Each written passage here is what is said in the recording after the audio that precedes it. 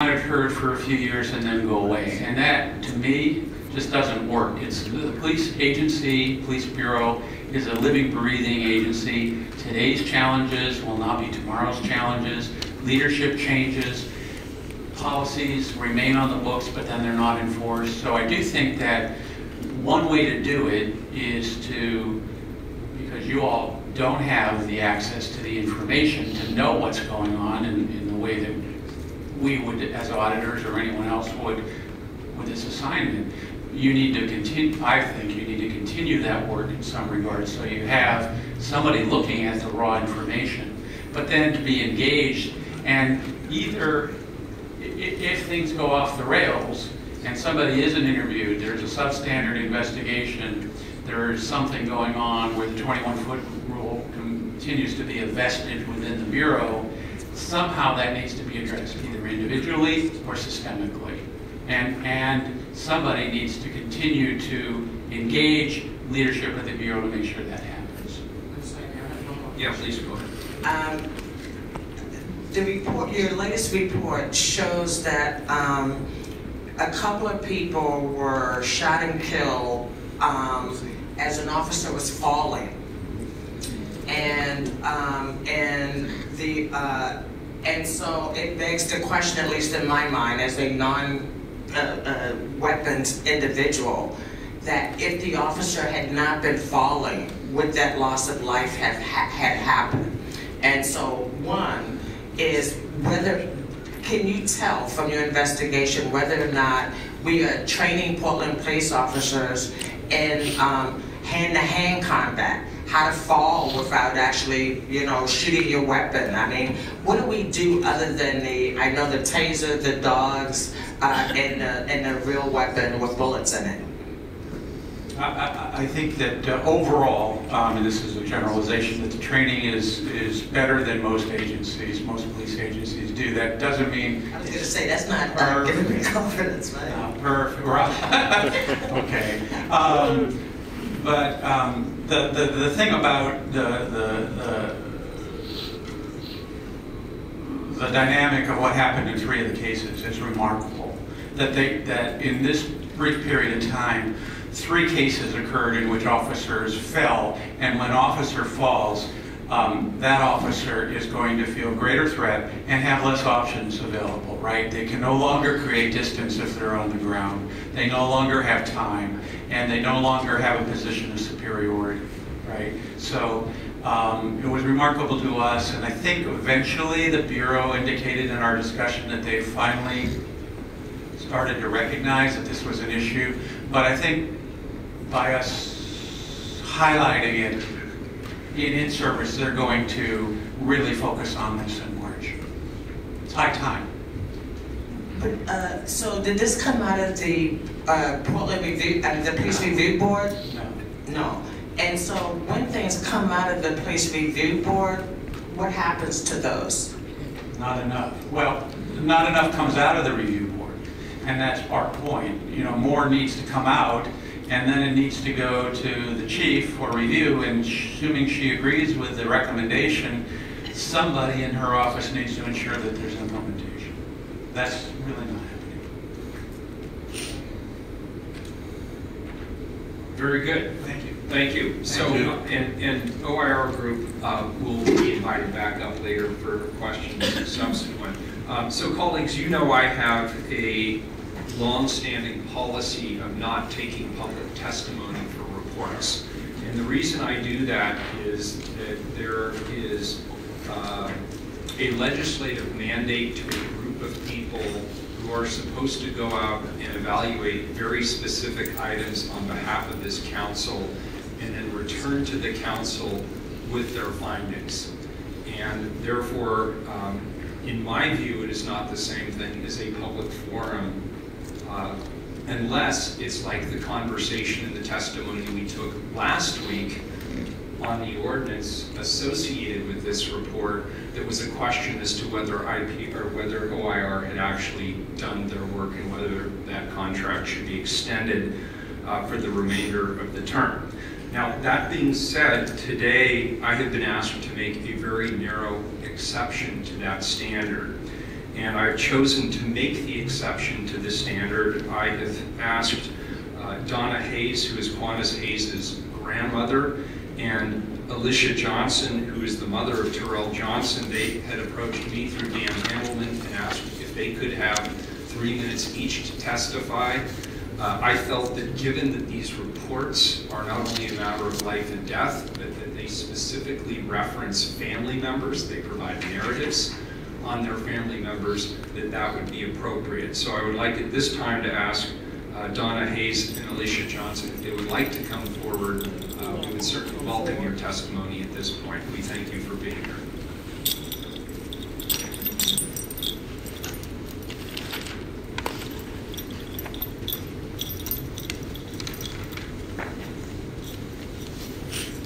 Good afternoon. Alicia couldn't make it. Okay, thank you.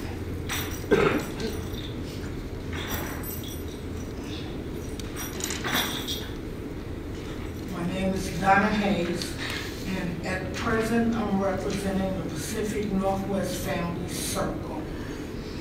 Okay, my thought is on the contract. It's not so much what they said, it's their contract. Please think wisely regarding OIR's contract, unless you have a better outside expert. I have discussed with OIR representatives, and my first question was, how many recommendations did Portland Police have done since the first report? They represented their employer well, but I wasn't satisfied. I am satisfied with their report. Their report answered a lot of questions that I was unable to get from the city and its employees. I have started reading the previous report, and this is the very first one I'm on. And the increase in compensation is well rewarded because the present report is written better. All I can think of is only going to get better written. My worry doesn't come from having them on the taxpayer. My worry is having cops with no form of accountability. I believe the city is not really following through on OIR recommendations or the IPR for that matter. You may not want to pay the amount. Pay it anyway and ask for something in return, like a more timely report, unless this last report length was your fault. The people of this city needs these reports because our lives depend on the law enforcement paying attention to these reports. These reports, without this paper, the report that I got regarding my grandson actually gave me a whole lot of information that I didn't know, that no one took the time out to give me. I mean, things I just truly didn't understand, and this report gave me some understanding. I think they're of value to the city, and I think it's necessary to keep them. I'm finding that a whole lot of people have read these reports, and we can talk about it, and we can look for certain changes. And I think, like they were saying, you were saying that you all need to get together, the police chief and everybody get together, stand by these recommendations. Our lives depend on these recommendations. Thank you. Appreciate your being here. Commissioner Fritz. We have 3 members of the Albino Ministerial Alliance here today, and I would very much like to hear from Dr. Bethel, Dr. Hayes, and Dan Handelman if they are interested in giving testimony as an exception. So I made this narrow exception for today, and I will accept that, but I want to be very clear. I am not setting a precedent for the future. That the pastors are partners in our settlement agreement. Their voices matter. They made the effort to be here today, and I would certainly welcome their testimony, if they so choose. I'm not going to make them testify. Yeah, I realise that you were prepared, but similarly, Mr. Handelman, if you'd like to testify, you're certainly welcome to come forward. Presiding officer. Come on up here. Thank you. That was a request.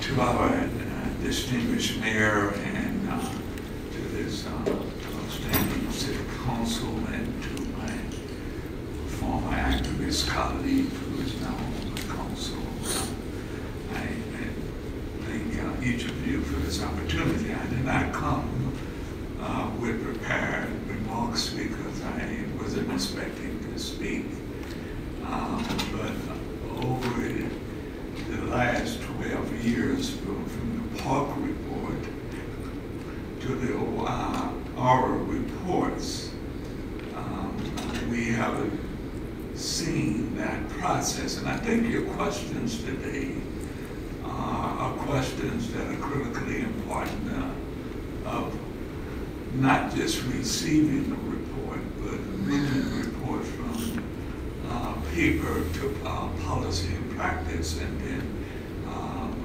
moving it into actually action and maintaining that in policy and practice. In 2006 with the Kendra James case, many of these recommendations that OIR, Minister Lyons recommended in his investigation, like the officer put himself in front of the car, which gave no ability for him to, in space and time, to move, and that shooting to the window to kill Kendra James, are actually going into the car and pulling, trying to pull Kendra James out of the car. But what we've seen over the years, Mayor and Council Commissioners, is that we go through this process, and when there's changes of chief of police, we end up back at first base again, and that there's no follow-through in implementation, no accountability, and so that it's good to see that we take a strategy and an implementation of those recommendations that you confirmed and agree with. Secondly, I want to say, if you cannot control the sergeant level in the Portland Police Bureau, we just must throw our hands up and forget everything. Because those are the major supervising decision-making people. And I do agree that once they participate in the tactics, and they lose all objectivity in that process, that there's no accountability, no supervision that takes place, and we've seen this over and over in many cases. But I affirm the recommendations that have come from OIR, and thank them for doing an outstanding job. Thank you, sir. Appreciate it. Yeah. Hi, I'm Dan Handelman. I'm with Portland Cop Watch. I am on the steering committee of the AMA Coalition, but my comments are coming from Portland Cop Watch. You have the written comments in front of you. I'm going to try to do this in 3 minutes. The first thing is about involving the community in these decisions. And while it is true, Mayor Wheeler, that you paid consultants to come up with these recommendations, it's very important that the community have a chance to look at the recommendations and say whether or not they fit what we would like to see happen.